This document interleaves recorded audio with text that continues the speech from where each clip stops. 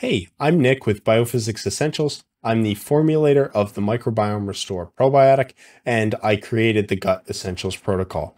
I wanted to make a laid-back video to walk everyone through my thought process when I was creating the MicroBiome Restore formula and the rationale behind all of the ingredients that are in the formula and how everything comes together from a mineral, prebiotic, and probiotic standpoint to form the Gut Essentials protocol.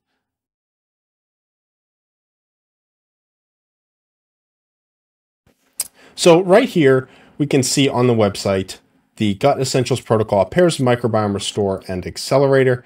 And Accelerator is going to be the minerals, so magnesium, chloride, and the full spectrum of trace minerals. And we'll get into that. But with Microbiome Restore, this is what I really wanted to go over in this video.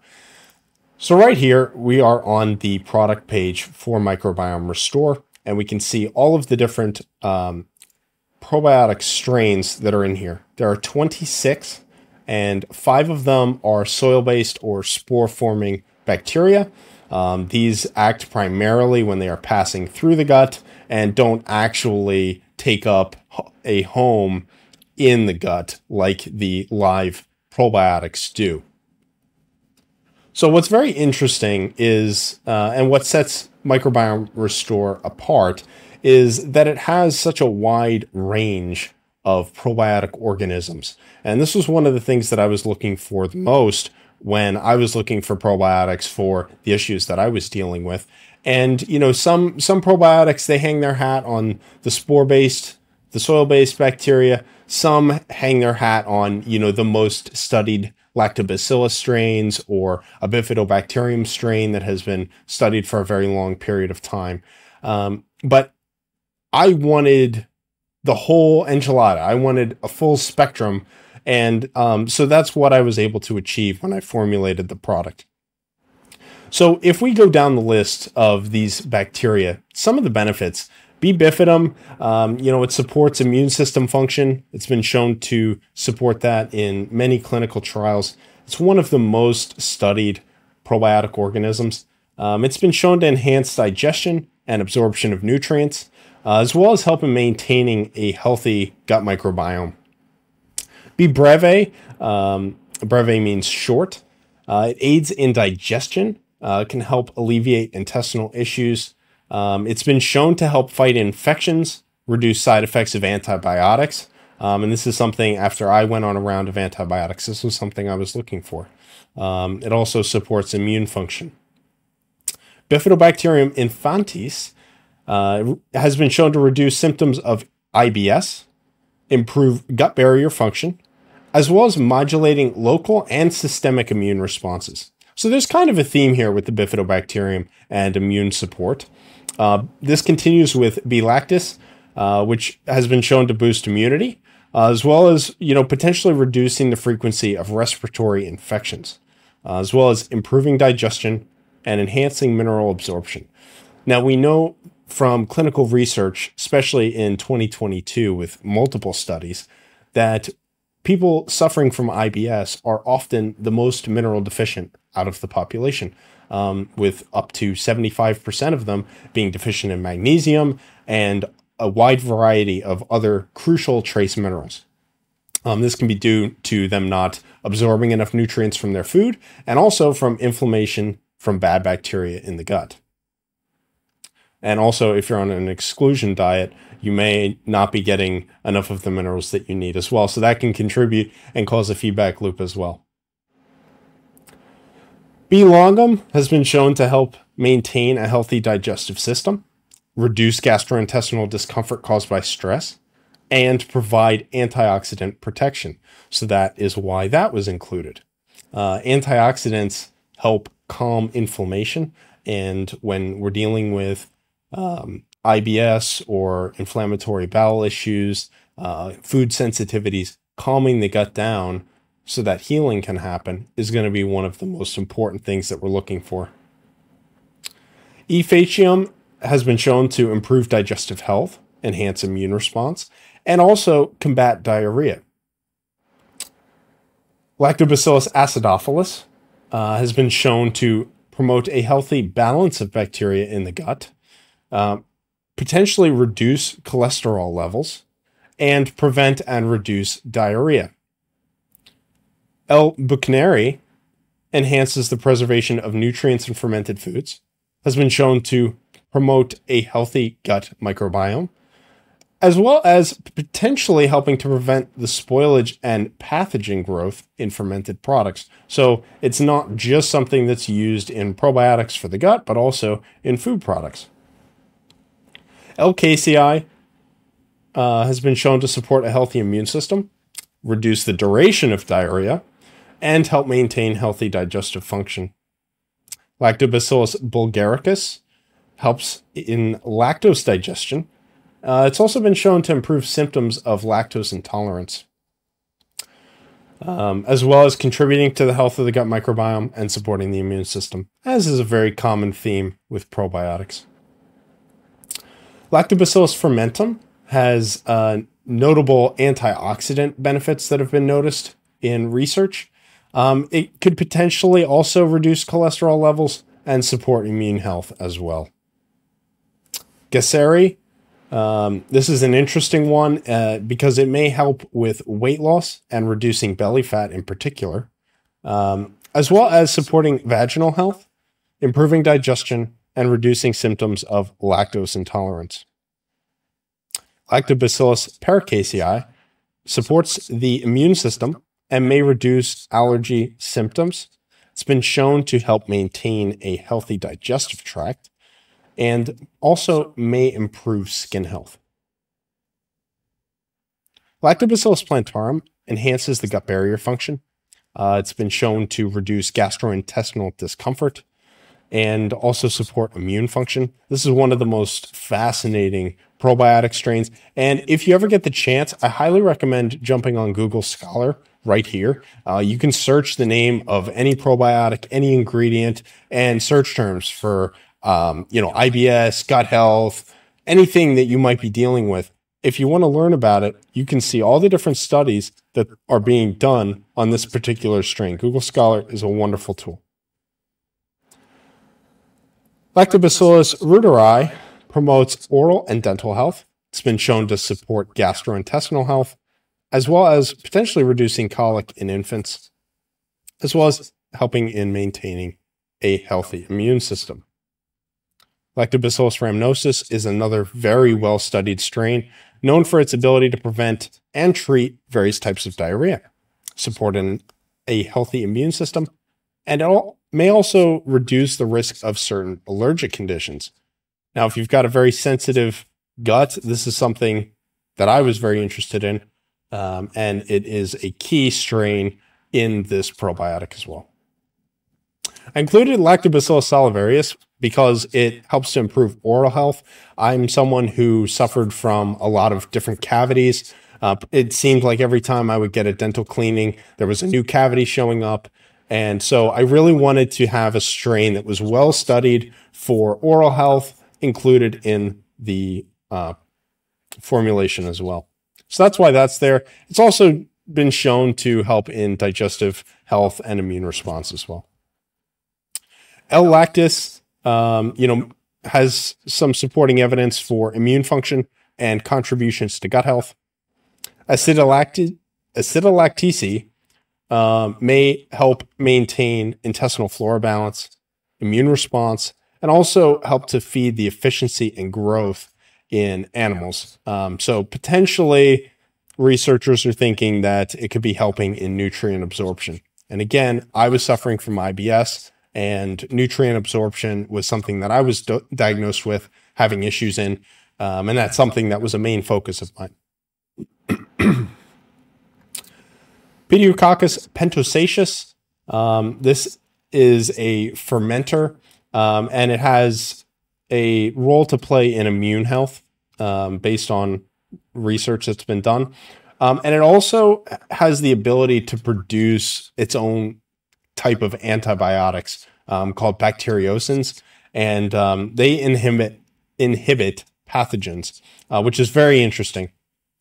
So they kind of go to war with you against bad bacteria that might be in your gut or might try to establish in your gut. And that was very interesting to me because I knew that I had an overgrowth in my small intestine of, pathogenic bacteria, and I wanted to get them out.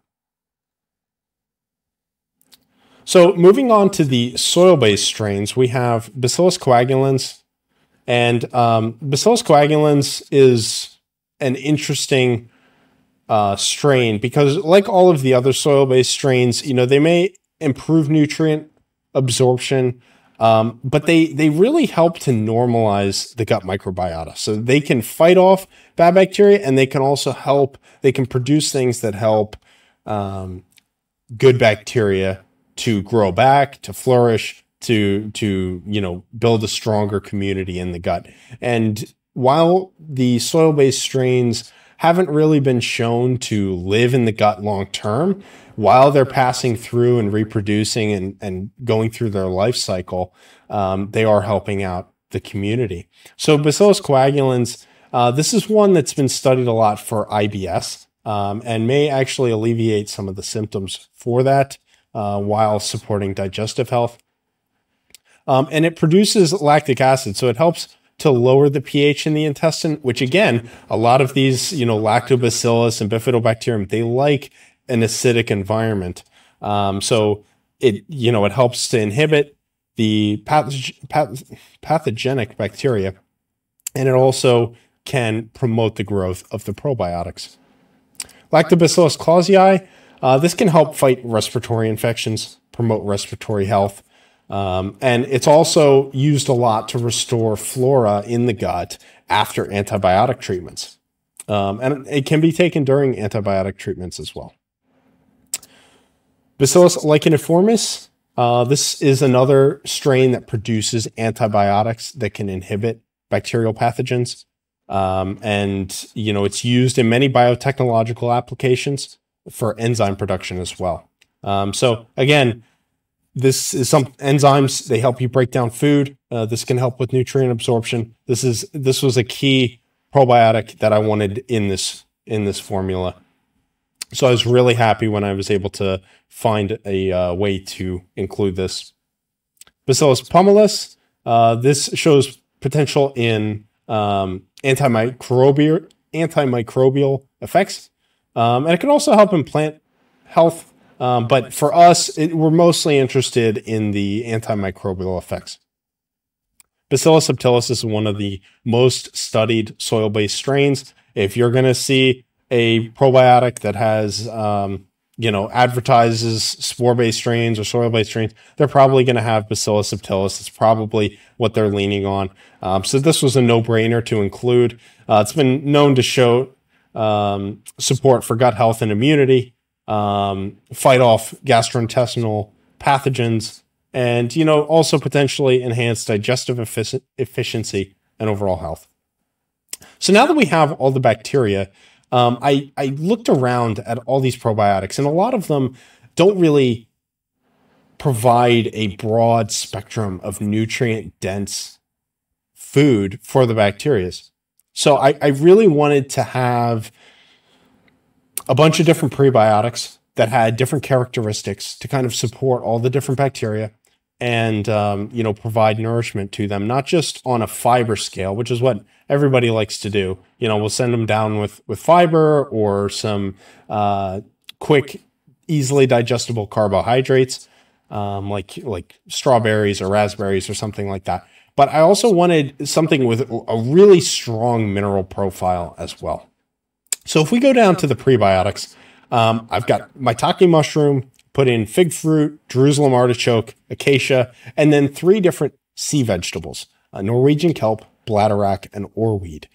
And all of these are purposefully included in the formula for various different reasons. And if we scroll all the way down, so Jerusalem artichoke, it's very high in inulin, which is a digestible fiber. There are people that supplement entirely with inulin just to feed beneficial bacteria. Figs are very high in antioxidants. They're also very high in fiber. And one of the things is when we were doing testing, a lot of times the lactobacillus were having a hard time establishing gut communities in the guts of, various test subjects. And one of the things that figs are widely recognized for is their ability to support the growth of lactobacillus. So it was like the perfect thing to include. It's got a really rich mineral profile. It's got high fiber content, and lactobacillus absolutely love it. So that was a no-brainer. Maitake mushroom. This is another really strong, like super prebiotic. And I absolutely love the nutrient profile on maitake mushrooms. This is, again, one that stimulates the growth of lactobacillus and bifidobacterium. And since we have so many of both of those families of bacteria, it was kind of a no-brainer, especially since research has shown that it encourages short-chain fatty acid production. And it also includes proteoglycans, which are very immune stimulating. So this, again, just trying to build a profile that really strengthens the bacteria once they get delivered, so that they can, establish a thriving community. Acacia gum, it's very high in soluble fiber, and you want to have a balance of soluble and insoluble fiber for the different kinds of bacteria. And this also has been shown in research studies to stimulate the growth of lactobacillus and bifidobacterium strains, and also encourages short-chain fatty acid production. Bladderwrack, Norwegian kelp, and oarweed, the three sea vegetables. These are incredible because, again, they grow in the ocean, so their mineral content is off the charts. It's got the full spectrum. It's got all the trace minerals, and it also has really good fiber. It's got fucoidan fiber. It's got fluorotannins, fucoxanthin, so phytochemicals, the color the bacteria really love. And it has, they have really high antioxidant profiles as well.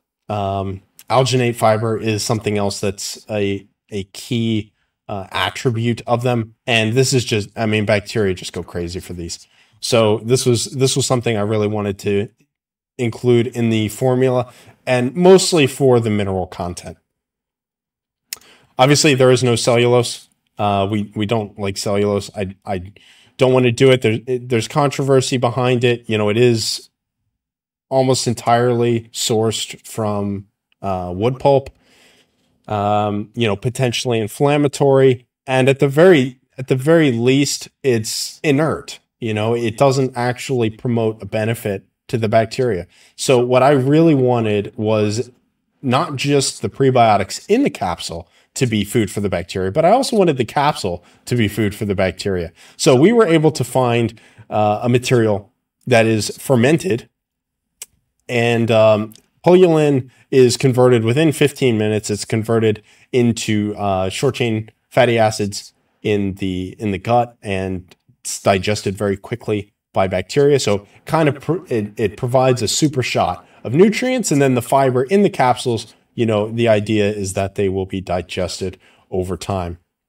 And I highly recommend coming down to the frequently asked questions and just looking at, I can't go into everything in this short video, but there's a lot of information on each ingredient. It's fascinating. It's a real passion project for me, and I think that everybody could get something from this. I hope everybody finds it informative, and I highly recommend looking into all of these different ingredients.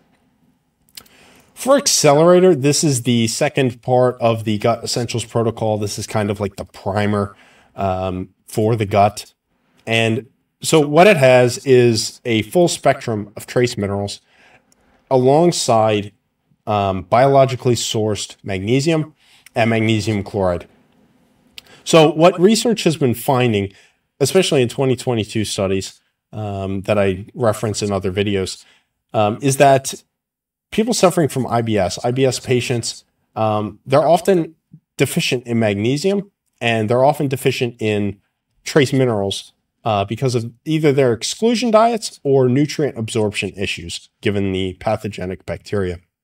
And again, this is something I was dealing with, and this is why I created the protocol to address my specific needs. And that's why I'm sharing it with you today. So in Accelerator, you have a high content of magnesium and magnesium chloride. Magnesium is very calming and soothing for the gut. It's required to produce a lot of enzymes to help you digest food. It is anti-inflammatory. It does calm muscles down. And since your intestines are smooth muscle, it is something that is, of interest.